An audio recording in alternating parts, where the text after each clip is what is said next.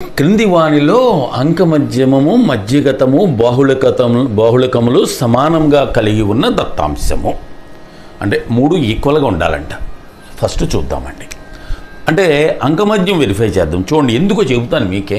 ఇవన్నీ కూడుకున్నాం అనుకో, అంకమధ్యం కనుక్కున్నా 2 4 6 2 8 4 12 లేదా 2 3 5 4 9 2 11 6 17 8 2 12 ఇది 17 17 మొత్తం ఎన్ని రాసులు 7.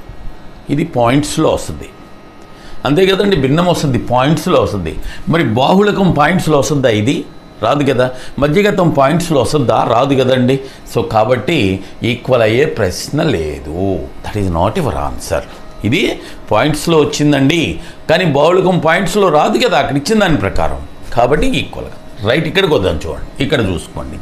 9 4 13 23 25 ఎన్ని అంశాలు? 7 అంశాలు కదా. ఇక్కడ కూడా పాయింట్స్లో వస్తుంది, కానీ అవి రావు కదా అంక మధ్యగతము బాహుళకాలు పాయింట్స్లో. కాబట్టి అది కూడా కాదు. ఇక్కడికి రండి. సో దిస్ ఈజ్ 2 3 5 7 12 3 15 23 24 28 28/7 4 వచ్చిందండి. ఏంటది? అంకమధ్యమం. కానీ చూడండి, బాహుళకం 3 వస్తుంది, బాహుళకం 4 కాదు. బాహుళకం ఏమొస్తుంది? 3 వస్తుంది. అది కూడా కాదు. సో కాబట్టి మన ఆన్సర్ ఏదండి? Last one. కావాలంటే చూసుకోండి. 4 2 6 4 10 13 4 17 24 28 28/7 అంటే 4. ఇదిగో బాహుళకం కూడా 4 అయిందిగా.